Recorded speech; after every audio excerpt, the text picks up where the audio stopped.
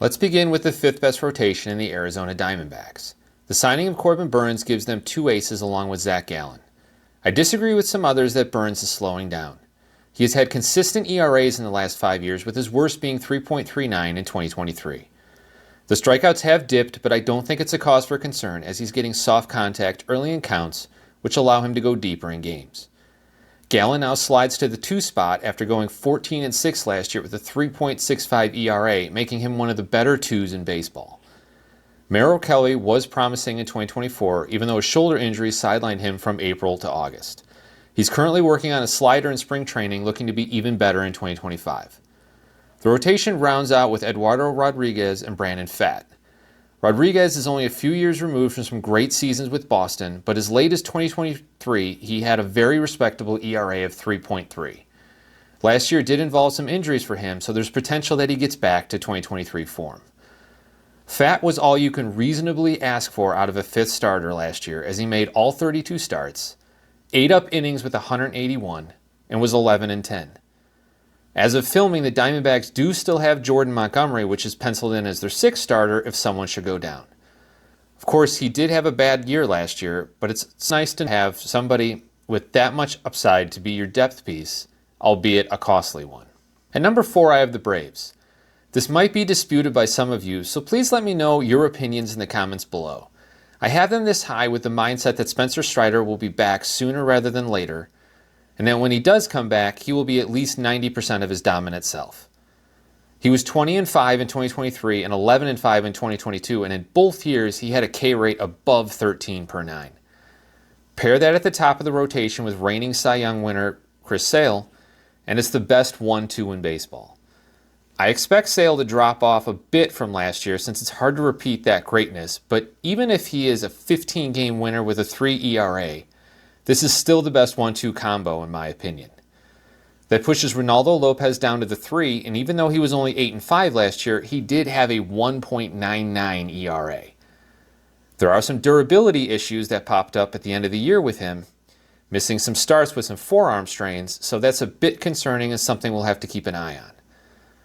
Spencer Schwellenbach as the 4 is not being talked about enough as a rising star this year, and he could have a breakout season. I think he's potentially a dark horse for the Cy Young, as he did pitch to a 3.35 ERA in 2024 and should only improve. A.J. Smith-Shawver rounds out the eventual rotation when Strider does come back. Grant Holmes is a nice depth piece in case someone gets hurt and will be starting until Strider returns. I've got Seattle at number 3. This is a very solid rotation 1-5, but I will say that I believe it isn't quite as good as what some think it is, since they are aided by pitcher-friendly T-Mobile Park. Let me know in the comments what you think on that and if I'm way off base with that thinking.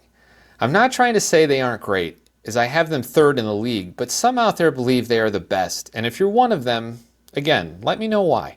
Logan Gilbert leads the rotation, but he does seem to garner all the bad luck, as he was only 9-12 last year, but did pitch an impressive 208 innings. George Kirby will start the year in the IL due to the shoulder soreness, but looks like he could come back fairly soon. Not sure how the rotation will exactly be mapped out by manager Dan Wilson, but I think Bryce Miller should be the 3, and Brian Wu the 4, with Luis Castillo being the 5. I'm not a Castillo hater by any means, but both Miller and Wu had a sub-3 ERA in 2024. Bryce Miller is actually my Cy Young pick for 2025, which if you haven't checked out my awards predictions video, please do so.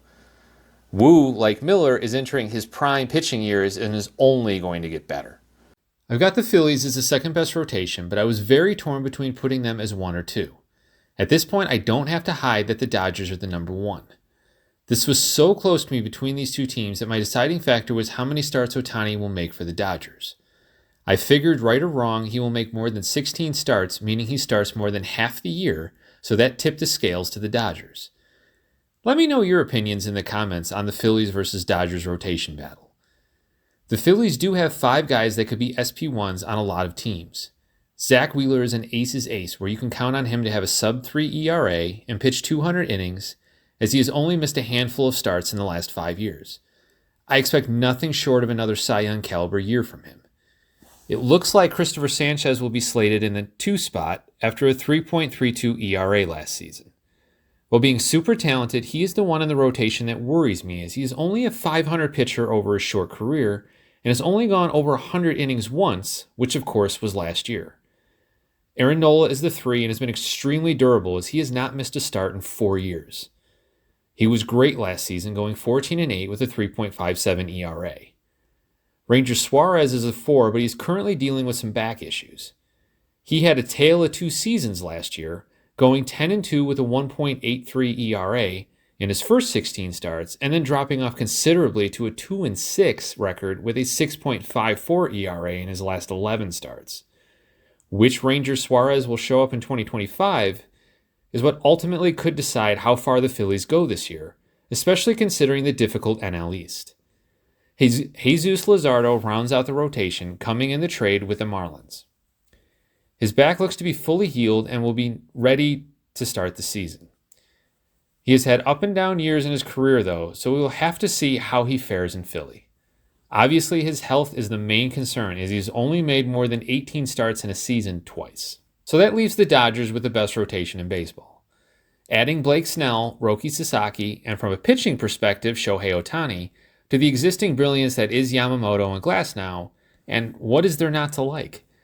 Durability could be an issue, of course, but they have some depth in Tony Gonsolin, Bobby Miller, and Dustin May, and at some point they will get back Clayton Kershaw too, who can fill in for a few starts in August and September.